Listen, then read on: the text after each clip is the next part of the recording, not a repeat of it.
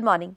Welcome to the third lecture of this week 4 for this ongoing course on understanding and reducing greenhouse gas emissions, and we are focusing on scope 1 and 2 emission reduction through building design and construction. This is the third lecture of this week and we are going to talk about accounting methods and data collection. Quickly looking at what we have studied in the previous lectures of this week, we looked at the India specific GHG programs. So, we looked at India GHG program and also the GHG platform India. We looked at the sector wise emission estimates, state wise emissions and also the methodology that has been used to calculate the emissions for each sector, which is actually coming from the standards and existing codes. In this lecture, we are going to be looking at the definitions of accounting methods, what are the different accounting methods, and then steps for accounting and reporting, and quickly looking at few examples of how the GHG emission reduction can be accounted and reported. So, there are examples of how people have already done it. So, starting with the lecture today, we are going to look at the accounting methods. Now, very broadly, if I have to tell you, the accounting methods are categorized into two broad categories. That is how the world is operating when we are talking about GHG emissions.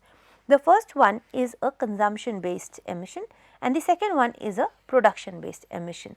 Now, in a simple language, if I have to explain, the consumption based emission is for a nation or an area of for all the consumption that is happening in this space, whether we produce it or not.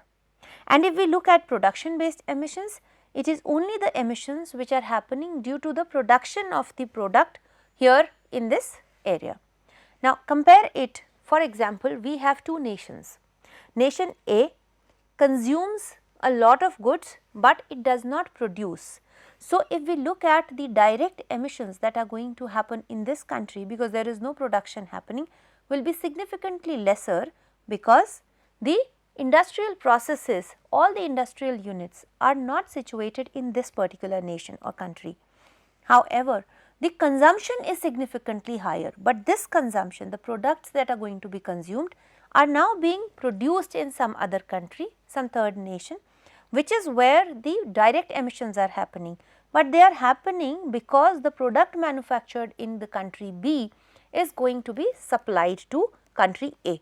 So, this is the primary difference that we are looking at, and there are a lot of different indicators that we can check while we are comparing consumption based emissions and production based emissions, but a lot of times when the calculations are being done and what we had seen earlier, they are largely the production based emissions, because it is easier to calculate the production based emissions. The direct emissions can be estimated, they can be accounted for, and also the reductions can happen. In consumption based calculations, it is extremely difficult, because then we have to look at the complete trade that is happening, how much of the product consumption goods they are being imported into the nation. So, we have to take a stock of all that is being imported, and then we also have to continue to account for the pattern of consumption, how much is getting consumed, that is, and then of all the goods that are going to be there. So, often the numbers that you will find are production based emissions most of the time. Very few cases are available where we have consumption based emissions also. Now, there is a why at all do we want to have consumption based emissions? Because a lot of countries which you must already be seeing in the world they have become the industries for the world, they are producing for the world. Now, in that case, they will continue to remain the largest emitters also, because the direct emissions are happening where the industries are, and few of the nations in the world are actually producing for the rest of the world.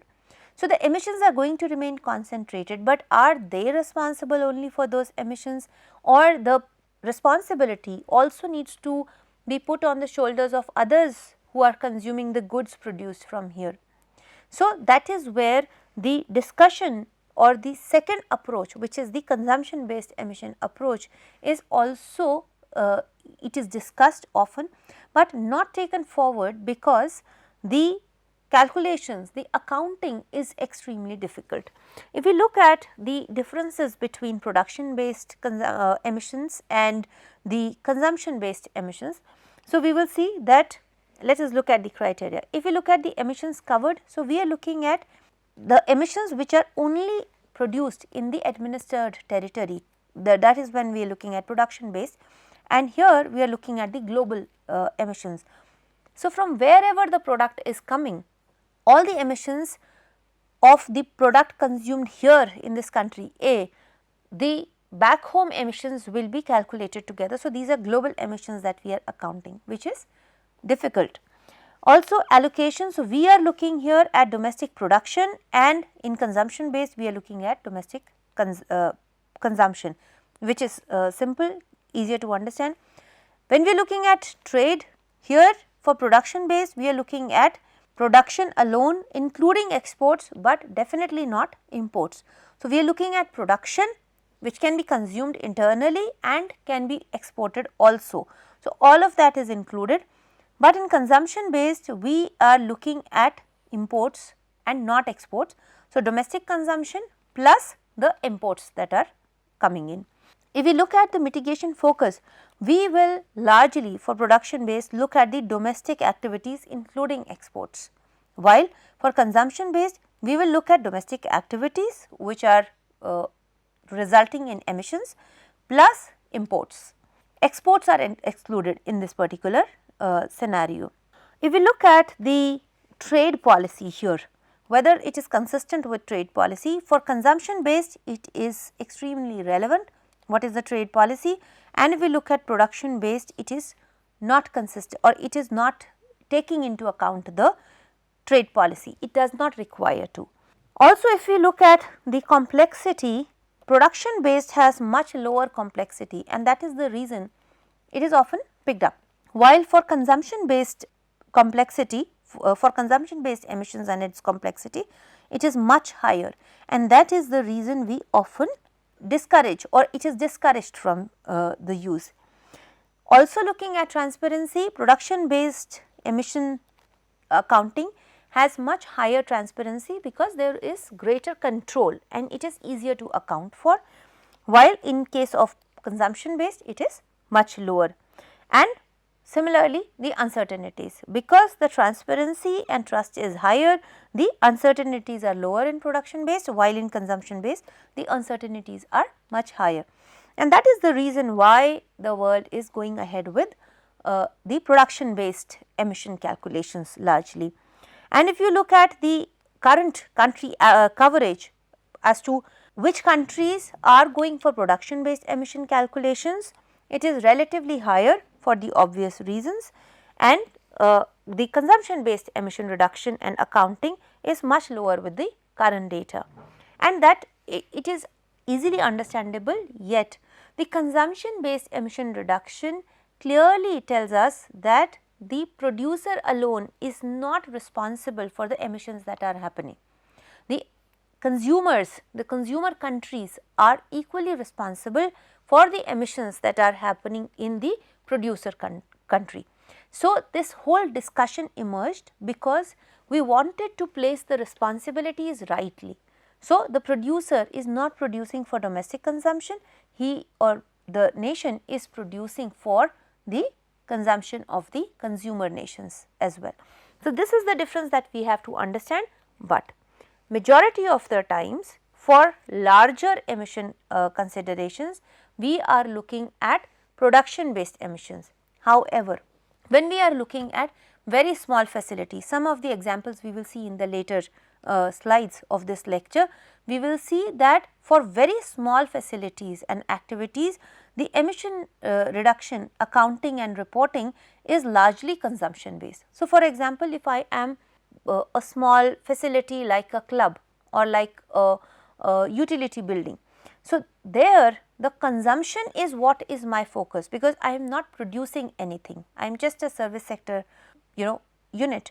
So, there the reductions are actually being accounted for on the basis of consumption, and the examples we will see. But when we look at the larger perspective, say for example, sector wise emissions or the state wise or country wide emissions, then we are largely looking at production based emissions. So, both are working. Consumption based is used where smaller examples are there, it is easier, and production based where we are talking about industries and slightly larger sectors.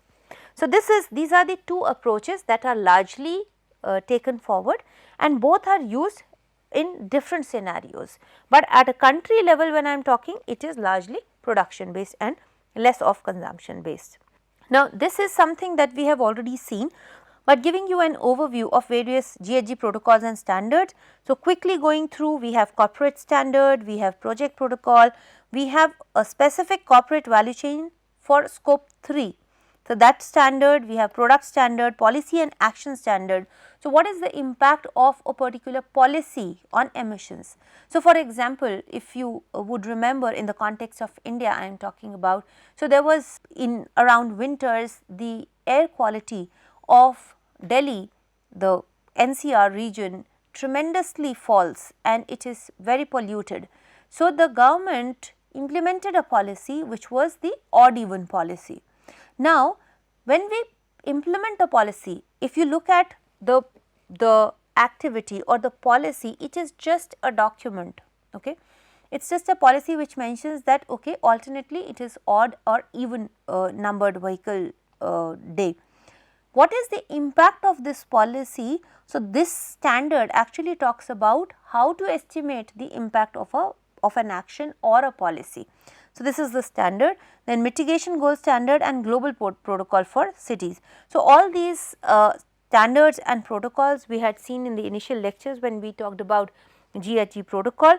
So, I am not going to go in detail over them, but there are accounting methods for each different types and there are multiple accounting methods within these documents, and specifically the steps are mentioned for accounting. So, we are going to go over the accounting methods from each of these documents in the coming slides now. The steps will vary for different purposes. For example, if it is policy, the steps are going to be slightly different. If it is a corporate, the steps are going to be different. If it is a city, the steps are going to be different, and also the accounting method. So, it could be one of the two methods which we just discussed, the approaches, and also the steps will vary. So, that is what we are seeing, and reminding you of the GHG accounting principles, they will remain throughout. It is a prerequisite, we cannot compromise on these. We cannot compromise on the relevance, completeness, consistency, transparency and accuracy. For GHG accounting and reporting to be successful, these 5 principles, underlying principles, have to be mandatorily followed. Now, coming to the key accounting concepts that are kind of consistent throughout the use cases and different standards. So, the first thing is identifying what the GHG project is. So, we have to first know what is that project that we are GHG project that we are talking about. So, it is basically, it consists of specific activity or activities, it could be multiple activities intended to reduce GHG emissions, increase the storage of carbon or enhance GHG removals from the atmosphere. So, we are talking about this GHG project. So, for example, I was just mentioning about this policy which was odd even policy. Now, that itself could be one GHG project for the government of Delhi. So, the project is this particular activity or set of activities that we are talking about, or maybe installing the carbon dioxide extractors, absorbers. So, that could, and there could be multiple of them. So, where all they are located, what is the capacity at which they are extracting carbon dioxide or other pollutants from the atmosphere or whatever, all this could be part of the GHG project. Or we could also be looking at, say for example, a university. Now, in this university, for example, IIT Roorkee here. Now, we are looking at reducing the carbon footprint. So, there is no specific activity, there could be multiple activities that we might be doing, but the intent is that this university has to become say net zero by such and such date, or similar to that if the country has to become net zero. So, that itself is a project.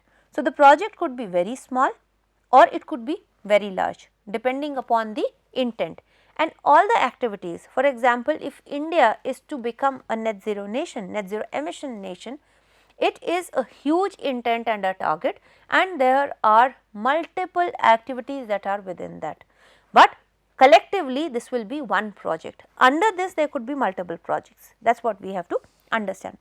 Then we identify, once we know what is the project, we identify the relevant activity. Just like I was mentioning about the project, for example, I am a facility owner, maybe I am a gymkhana owner. For me, the project is reducing the emissions of this gymkhana, and then I could have multiple activities, or I could be undertaking only one activity. That is, for example, I might be changing all the lights in my gymkhana to LED from an existing one. That itself could be a project, it could be as small as that, or so. Now, depending upon this, how many activities are there? In this gymkhana project, there is only one activity, which is changing the LED bulbs. If it is university, if it is institute which is wanting to become net zero, then there would be multiple activities within this project. We might be talking about policy actions in this case. For example, in IIT Roorkee, we mandate students to be having move on either bicycles or on foot, they cannot keep motorized vehicles. Now, that is one policy activity, project activity, and under the policy. The other thing could be that we have installed solar panels on all the academic buildings, on the roofs of academic buildings, that is another activity. We have our hostel messes which are running on solar heat, solar thermal. So, that is the third activity within this project. So, the project is one, but there are multiple activities and so on. So, smaller projects will have lesser activities, the larger projects, for example, nation will have multiple activities, but we have to identify all the activities that are going to be there. Then we have to identify the different sources as well as sinks of greenhouse gas emissions. Now, for example, the gymkhana, the smallest example that I am taking, and here we are only wanting to replace the LED lights. That is one of the activities that we are going to undertake, only activity that we are going to undertake, but it is not the only activity which is the source of GHG or the sink of GHG. So, the source of GHG could be many. For example, this gymkhana might have a small pantry where boiling of water or making of tea or something like that is happening. Now, burning of LPG there is a source of GHG emissions.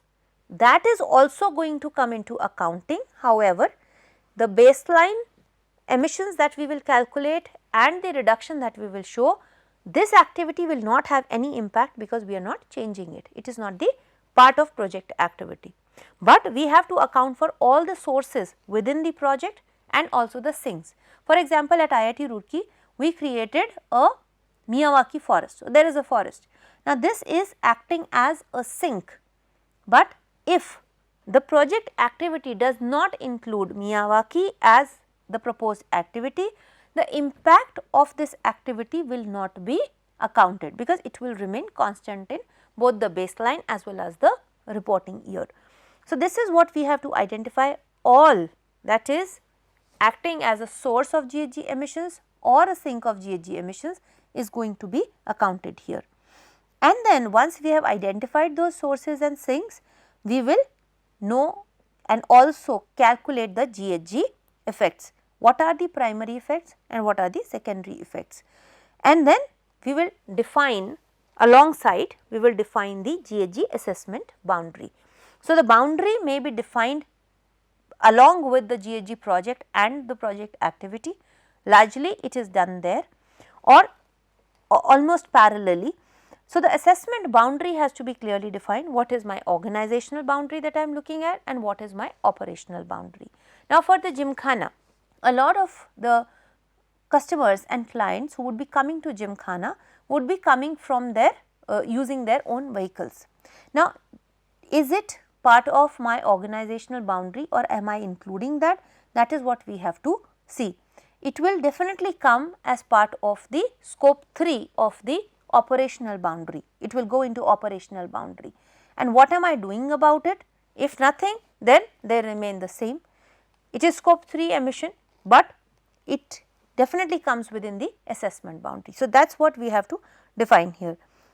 And once we have done that, we have to calculate the GHG reduction based upon the baselines. So, we have to identify the baseline year, what is the baseline scenario. We have to know, calculate the baseline emissions clearly, and then we have to calculate the GHG reductions. So, we have already seen how to define a baseline year. It could be defined on the basis of the intervention taking place. So, prior to the intervention and post intervention, or it could be an example year, or it could also be an average of a period. The baseline emissions could also be an average of say 3 years or 5 years to give a more reliable baseline data. So, that is also a possibility, not necessarily just 1 year, it could be an average of 3 years or 5 years which can be used as a baseline. Then we also have to define the valid time length for the baseline scenario. For example, we are in 2023 today. Suppose India says that we will become net zero, that is an absolute intent, but if it says that we will reduce the emissions by 50%, 50% of which baseline scenario, 50% of what? So, that is the baseline scenario and it cannot remain same. For example, today the world cannot say that we will be reaching the emission levels of industrial era, which is probably reducing the emissions. If we look at the baseline scenario of 2000, which will be like reducing the emissions by 300% of the 2000 year baseline, if we have to reach 1800. Or if we go further and if we are able to reduce the emissions, then 2000 will not serve.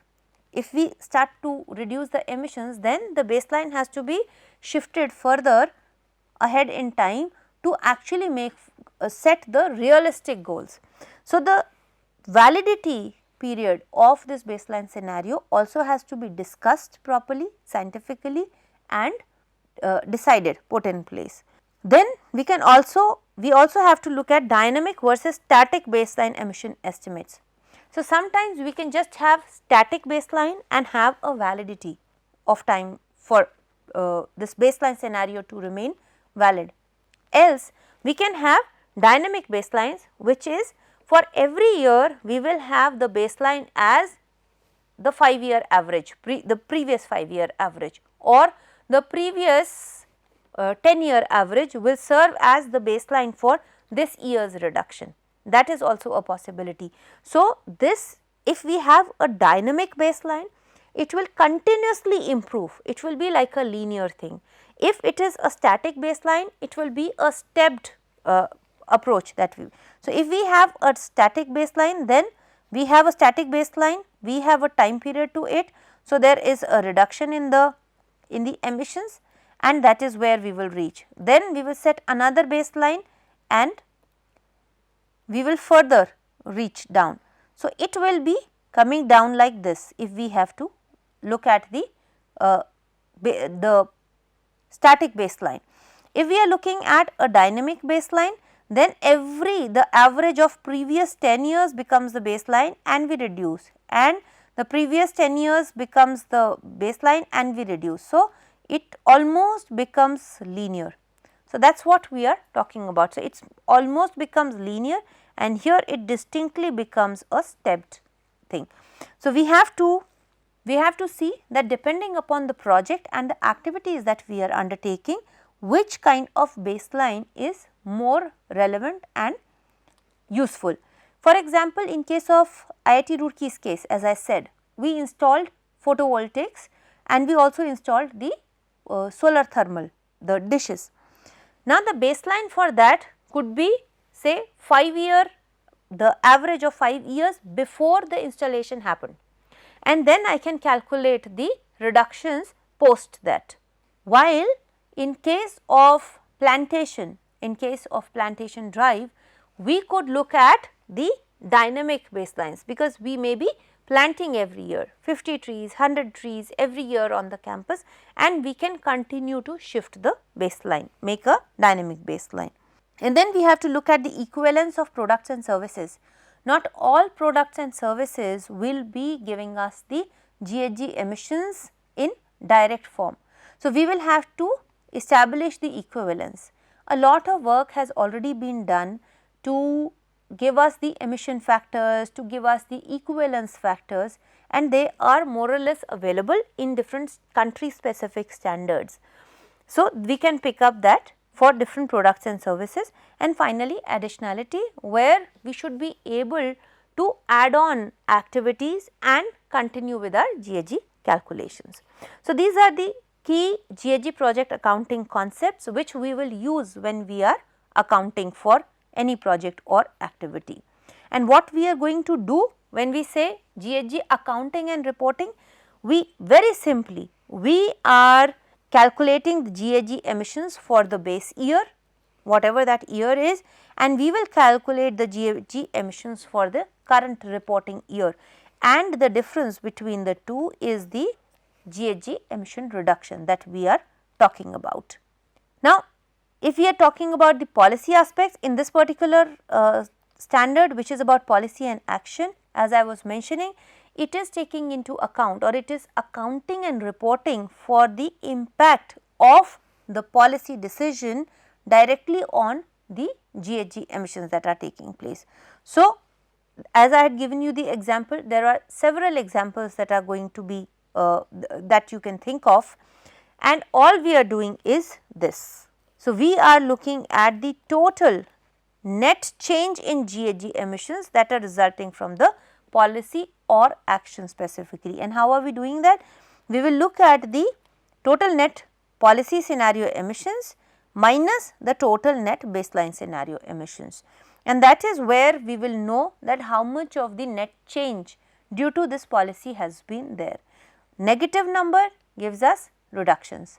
Positive numbers due to the use of certain policy could also mean the increase in emissions. So, here we are talking about GHG emissions. It could be done in similar manner for other resources as well. It could be for water consumption, for energy consumption.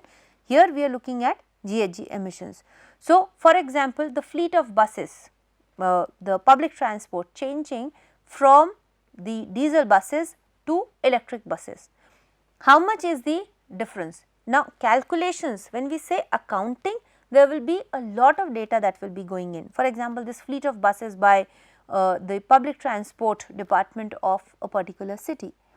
How many buses were replaced? So, prior to that, if we had 100 diesel buses, each bus will ply for almost x kilometers every day, and per kilometer this much is the emission, GHG emission that it causes. That was the baseline scenario, x, y, z year, or the average of 5 years.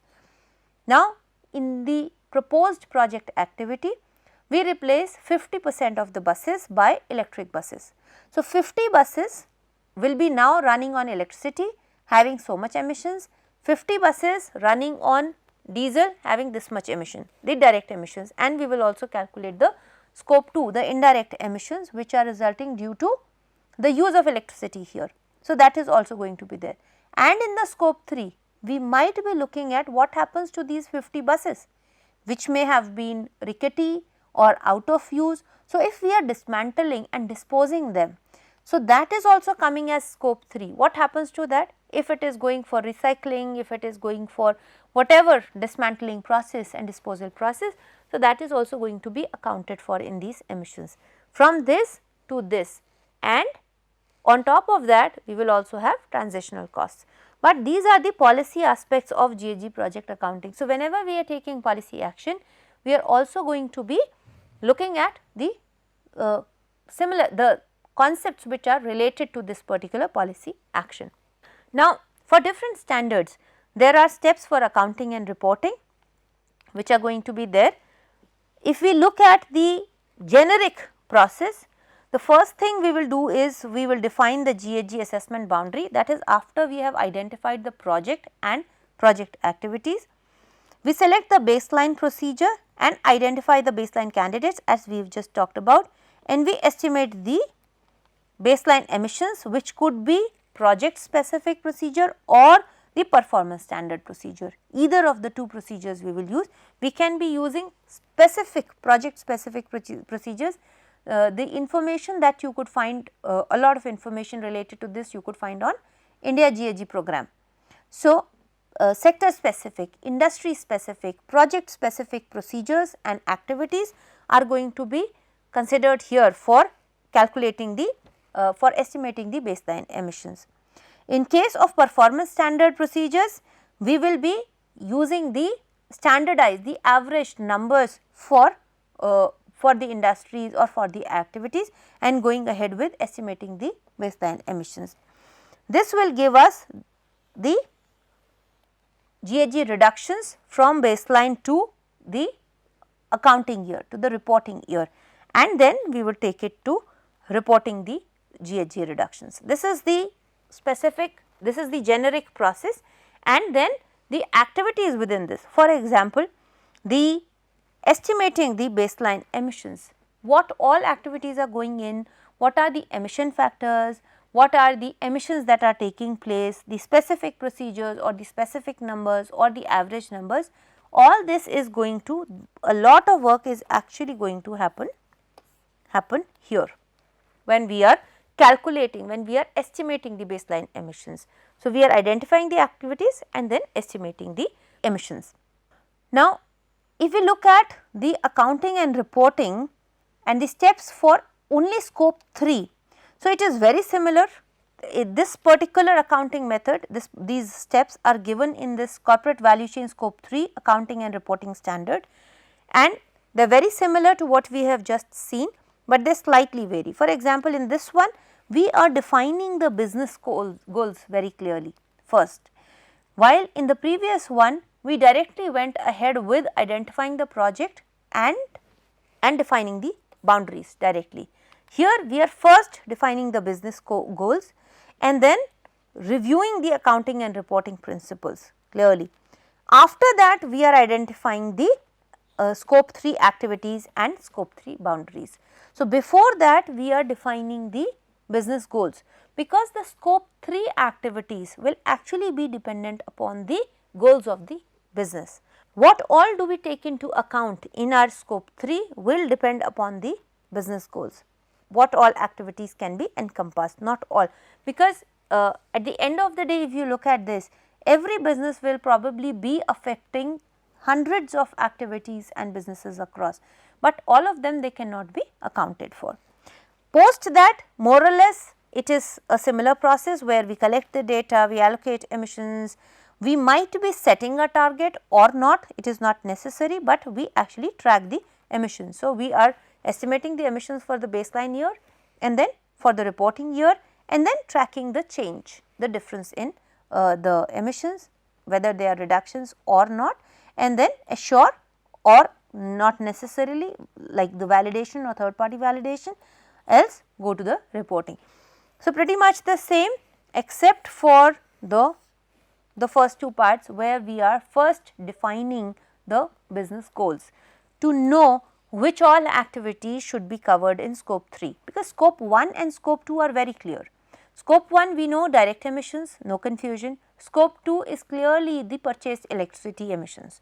So, that is also very clear, but scope 3 emissions can include a huge range, a wide range of activities within it, but are they really coming within the organizational or operational boundary depending upon the business goals or not, is what we are ascertaining for this particular scope. there is another standard which is on product life cycle accounting and reporting standard, and it is very similar to the life cycle assessment. But in life cycle assessment, if you have gone through, we are actually looking at the environmental impacts, the impacts on environment plus a lot of other factors throughout the life cycle of a particular product. Here in the product life cycle accounting and reporting standard, we are doing pretty much the same, but only for one thing, which is GHG emissions. So, we are taking into account the entire life cycle of a product or the activity that we are looking at, but we are only looking at the GHG emissions that are associated with it throughout its life. And if we compare, it is pretty much the similar steps. So, if we look at the LCA study, compare it with the steps in GHG inventory for product life cycle, we will see that they are similar. Here we are defining the goals and scope. In this one also we have to define the goals and also the fundamental principles of life cycle accounting. After this, for ISO LCA, we look at we develop the inventory, we look at the life cycle inventory, and here we define the boundary as we always do, and we collect the data. So, that is also defining the boundaries is also taking into account the entire life cycle of the product, and we collect the data. Then we go ahead for impact assessment, and here we are looking at the inventory results. So, calculating it between baseline year and the reporting year. Interpretation, here we are looking for performance or reporting or validation, and finally leading to reporting. So, they are very similar. So, this particular standard actually draws a lot from the ISO standard, and they are very similar. The only thing being that we in this particular standard, we are following steps only to account for the GHG emissions and nothing else.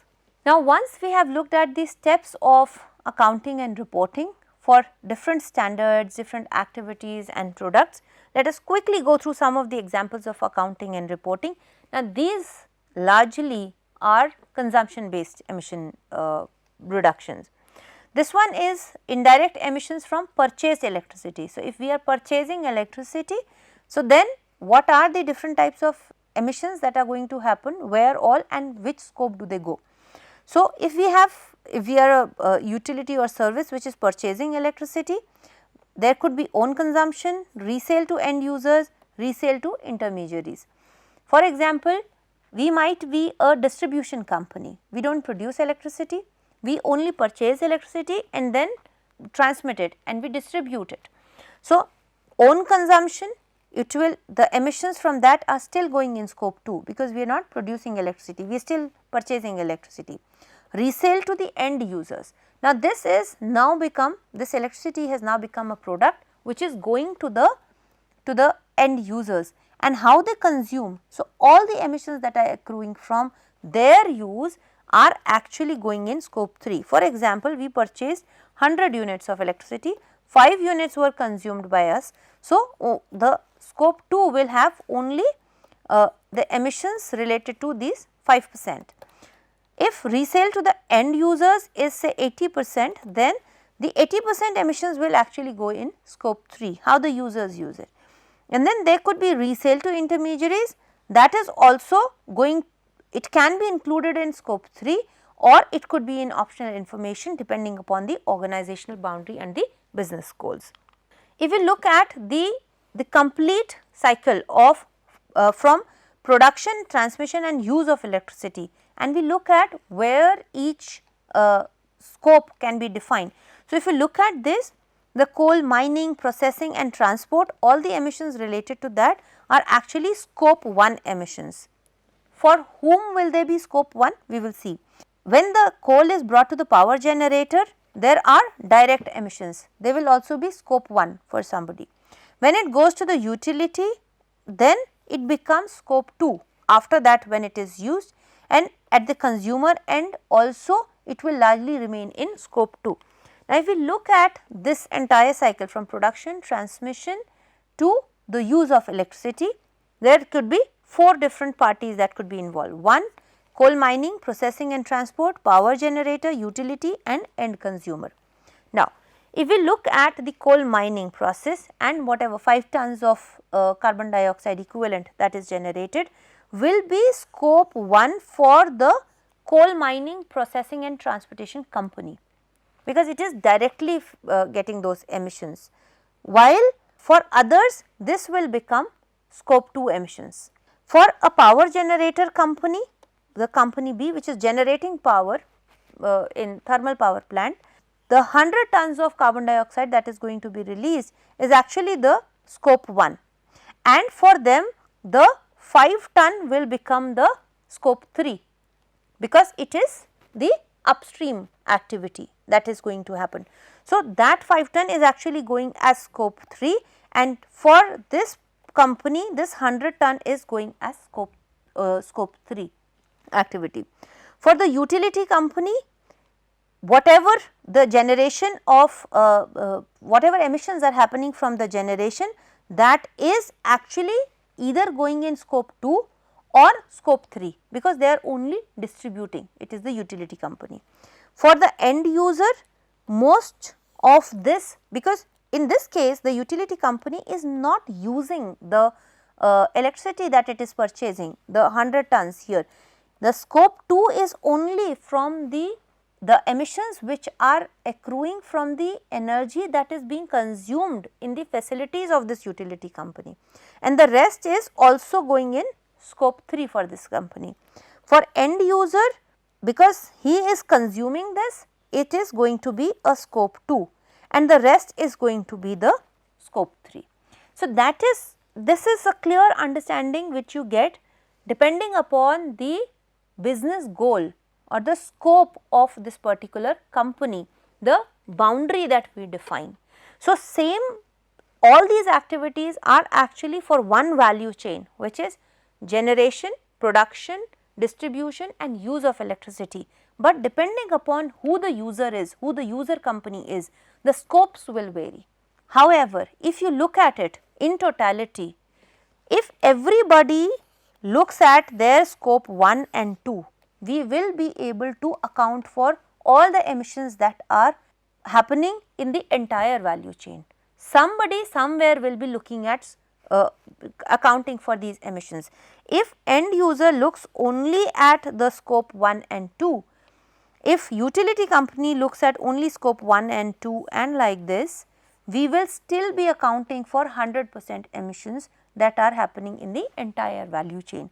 And that is why today largely the world is focusing on scope 1 and 2 emissions, and even when we are not having a lot of clarity on scope 3 activities sometimes in our value chain, it is still being encouraged that companies go for scope 1 and 2 reporting, if not scope 3, which is a large value chain. We can look at quickly some examples. For example, there is this nursing home which is now connected to a solar panel facility that is not connected to an electricity grid, but it is owned by an industry and the industry is giving them the surplus energy.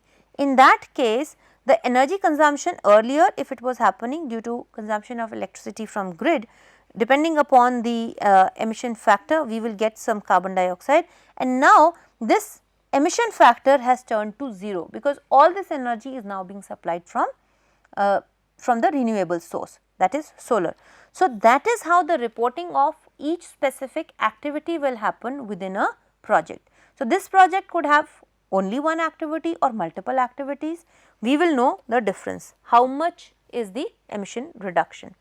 This is similarly another example where there is the swimming pool, there is swimming club, where the heating of water was happening earlier through energy, through natural gas boiler, and now they have installed a domestic hot water, solar domestic hot water system, which supplies some percentage of the total energy that is required. So, we will calculate how much was the original production of carbon dioxide, the consumption of natural gas per year, and what is the reduction that has happened because of installation of solar water heater, and what is the resulting carbon dioxide and hence the reduction. So, simple activities. So, for a bigger project we must and we should divide it in smaller activities and calculate it like that. This is another one where if a home has changed its its boiler, which is based upon natural gas, to a newer one, more efficient one, where it reduces the consumption by 5%, how much is the reduction in the carbon dioxide emissions that are going to accrue from this change, and hence the reduction in GHG emissions. So, similarly, we can look at specific activities within a larger project and calculate the overall GHG emission reduction. So, I hope we are very clear about the accounting, what are the different approaches to accounting, what are the different steps to be followed, methods, and how do we go ahead with accounting in this lecture. Thank you very much for joining me. See you again tomorrow. Bye-bye.